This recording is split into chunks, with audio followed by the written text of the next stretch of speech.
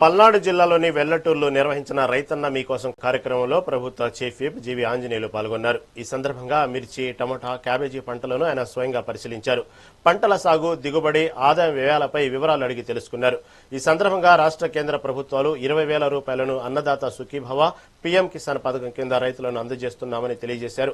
రాష్ట్ర వ్యాప్తంగా 46,86,000 మంది రైతులకు ఈ పథకం ద్వారా 8,925 కోట్ల ఆర్థిక సాయం అందించామని చెప్పారు. రైతు సంక్షేమమే లక్ష్యంగా ప్రభుత్వం పనిచేస్తుందని అన్నారు. ఒక 3 నెలలు 4 నెలల్లో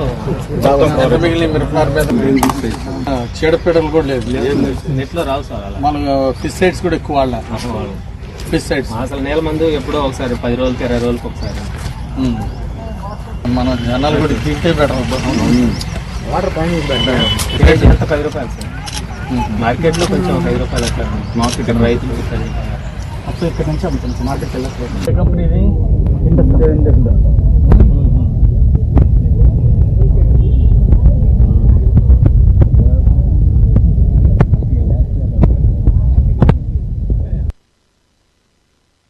మీకోసం కార్యక్రమంలో భాగంగా ఈరోజు బొల్లాపల్లి మండలం వెల్లటూరు గ్రామం వచ్చాం.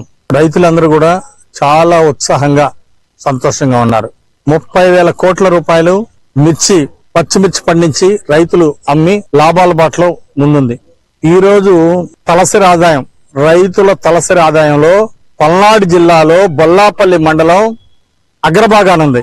దానికి కారణం హార్టికల్చర్ పంటలు, కూరగాయలు, మిర్చి, ఈ పంటలు వాణిజ్య పంటల పెంపకంలో బొల్లాపల్లి మండల రైతులు ముందున్నారు. అందువల్లనే ఈ రోజు బొల్లాపల్లి రైతాంగం లాభాల బాటలో, ఆర్థిక ప్రగతిలో ముందున్నారు. ముఖ్యమంత్రి గారి ఆశయం ఒకటే. ఈరోజు చంద్రబాబు గారి ఆశయం 64% మంది ప్రజలు వ్యవసాయం మీద ఆధారపడ్డారు.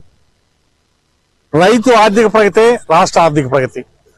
అందుకోసమే అన్నదాత సుఖీభవ ఒక్కో రైతుకి 20,000 రూపాయలు అందించింది ప్రభుత్వం. రాష్ట్ర ప్రభుత్వం నుండి 14,000 రూపాయలు ఇచ్చి, కేంద్ర ప్రభుత్వం ప్రధానమంత్రి మోడీ గారు పీఎం కిసాన్ పథకం ద్వారా 6,000 రూపాయలు ఇచ్చారు ఒక్కో రైతుకి. రాష్ట్ర ప్రభుత్వం 14,000 రూపాయలు ఇచ్చింది. మొత్తం ఒక్కో రైతుకి 20,000 రూపాయలు ఒక్కో రైతు కుటుంబానికి అందించడం